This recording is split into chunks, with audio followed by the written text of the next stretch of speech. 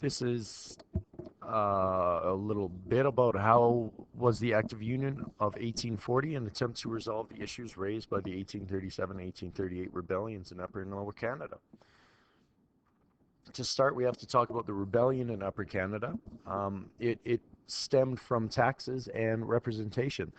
In Upper Canada, which is now Ontario, um, they were paying a lot of taxes and seeing very little reward for those taxes. They would pay for new roads, they would pay for new buildings, and they would not see new roads or new buildings.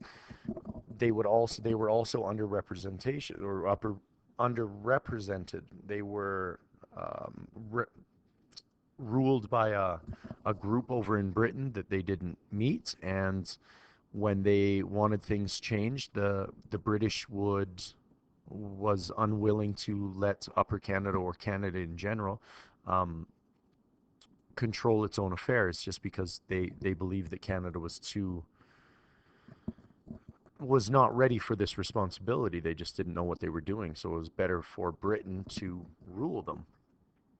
You can see how people started to get a little pissed off because when you're paying a lot of money to help another country do things, it makes you feel cheated. So that's essentially what happened in the rebellion in Upper Canada. In Lower Canada, which is now Quebec, um, very similar but different reasons. The Chateau Clique was the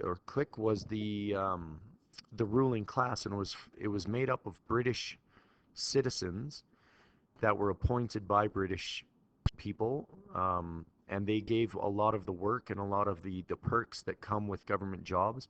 They gave that to their British buddies. So in a province of 500,000 people, with 400,000 and 450,000 of them being French, and the 50,000 people that are getting rewarded all the time are the British, it kind of made the French angry. So the election came, and a French Reform Party got elected in, and they made 92 resolutions. They sent these 92 resolutions that asked for increased control. They asked for um, the Chateau Clique to be destroyed, and so that they could control their own affairs without the British ruling them. And after 3 years of debates back in Britain, these 92 resolutions were dismissed. Not one of them was taken. So those are the two rebellions. Those two rebellions led the British government to send Lord Durham to Canada to find out what happened, what was the cause of the rebellions, and how can we prevent them in the future.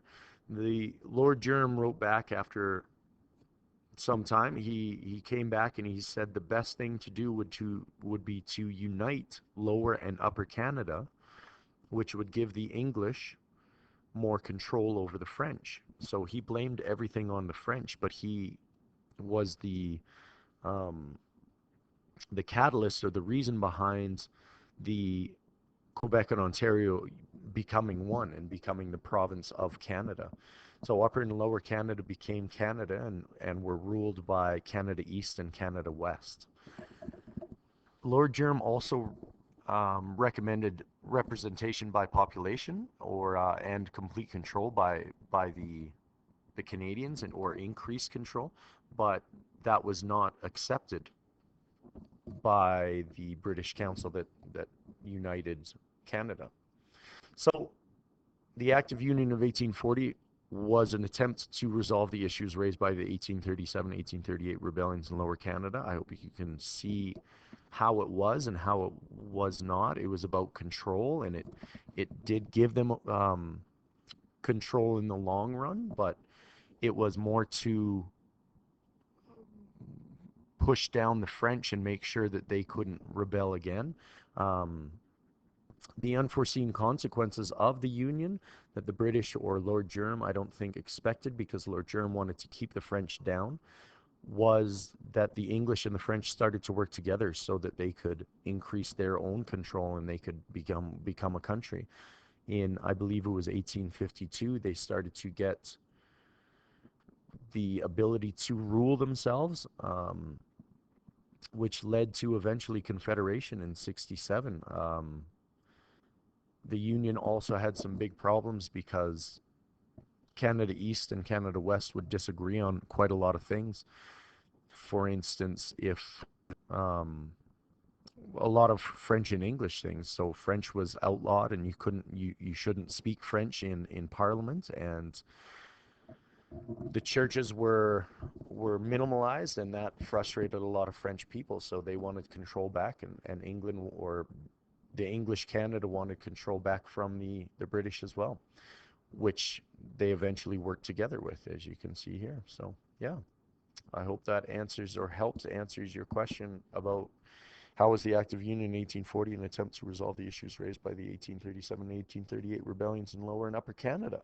Where you can go with this is you can expand it to Confederation later on, and you can talk about even 1982 Charter of Rights and Freedoms. You can talk about French rights, and there's the French riots in the 70s.